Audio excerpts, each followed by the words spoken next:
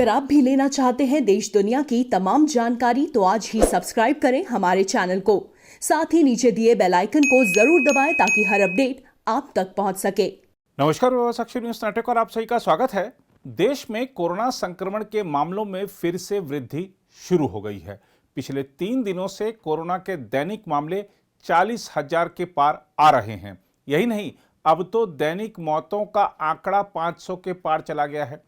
केरल और महाराष्ट्र में कोरोना मरीजों की संख्या तेजी से बढ़ी है, जिसको लेकर चिंता व्यक्त की जा रही है।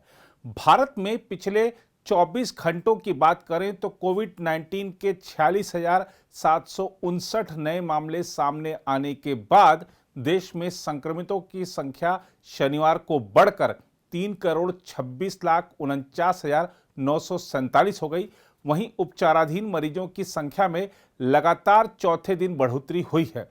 केंद्रीय स्वास्थ्य मंत्रालय के शनिवार सुबह 8 बजे के आंकड़ों के अनुसार संक्रमण से 509 और लोगों की मौत के बाद देश में मृतक संख्या बढ़कर 4,37,370 हो गई है।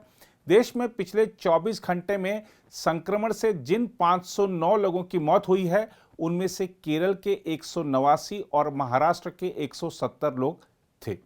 इस बीच कोरोना महामारी की बढ़ती रफ्तार के बाद विशेषज्ञों ने संक्रमण की तीसरी लहर सितंबर-अक्टूबर में आने की आशंका जताई है, जबकि नवंबर में इसके पीक पर रहने का दावा किया गया है। उधर महाराष्ट्र में आगामी पर्वों के मद्देनजर केंद्र ने राज्य सरकार को इन त्योहारों पर स्थानीय तौर पर लोगों के जुटने पर पाबंदियां लगाने पर विचार करने को कहा है, ताकि कोविड-19 के प्रसार को रोका जा सके। महाराष्ट्र के मुख्य सचिव को लिखे पत्र में केंद्रीय स्वास्थ्य सचिव राजेश भूषण ने कहा है कि प्रतिदिन सामने आने वाले मामलों की संख्या पिछले 1 महीने में कम हुई है, लेकिन महाराष्ट्र के कुछ जिले ऐसे हैं जिनमें संक्रमण के मामलों में वृद्धि देखने को मिल रही है। उन्होंने कहा, यह सुझाव दिया जाता है कि महाराष्ट्र में आगामी त्योहारों के दौरान सार्वजनिक कार्यक्रमों तथा लोगों के इकट्ठा होने के मद्देनजर, जिनमें दही हांडी और गणपति महोत्सव शामिल हैं, राज्य सरकार स्थानीय तौर पर इन त्योहारों के समय पाबंदी लगाए। इस बीच टीकाकरण के मामले में भारत ने नया इतिहास रच दिया है। शनिवार सुबह 7 बजे तक की प्रारंभिक रिपोर्ट के अनुसार भारत ने शुक्रवार को कोविड-19 टीके की रिकॉर्ड 1,03,35,290 खुराक लगाई और देश में कोविड-19 रोधी टीकों की कुल अब तक की बात करें तो 62.29 करोड़ खुराकें दी जा चुकी हैं। वहीं केरल की बात करें तो वहां की सरकार ने राज्य में कोविड-19 के मामलों में वृद्धि के मद्देनजर रविवार को लॉकडाउन जारी रखने का फैसला लिया है।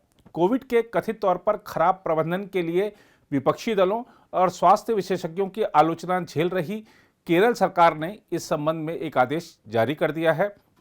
राज्य में संक्रमण के 32,801 मामले सामने आए हैं पिछले 24 घंटे में और जांच संक्रमण दर 19.22% दर्ज की गई है। इस बीच केंद्र सरकार ने निषिद्ध क्षेत्रों में संक्रमण की लक्षित जांच करने तथा जीनोमिक निगरानी का केरल सरकार को सुझाव दिया है। इस बीच एक महत्वपूर्ण जानकारी मिली है, वह यह है कि कोविड-19 के अत्यधिक संक्रामक डेल्टा स्वरूप से संक्रमित लोगों को अस्पताल में भर्ती किए जाने की जरूरत उन लोगों की तुलना में दोगुनी होती है जो कोरोना वायरस के शुरुआती स्वरूपों से संक्रमित हुए हैं। ब्रिटेन के एक नए अध्ययन के निष्कर्षों से यह जानकारी मिली है।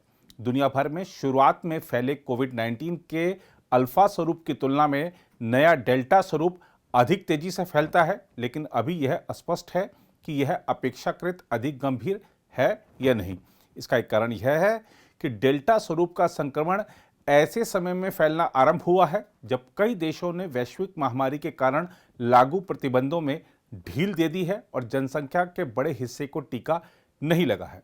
तो अगर आपने भी टीका नहीं लगवाया है तो टीका लगवाइए और कोविड प्रोटोकॉल्स का पालन करते रहिए, क्योंकि कोरोना गया नहीं है।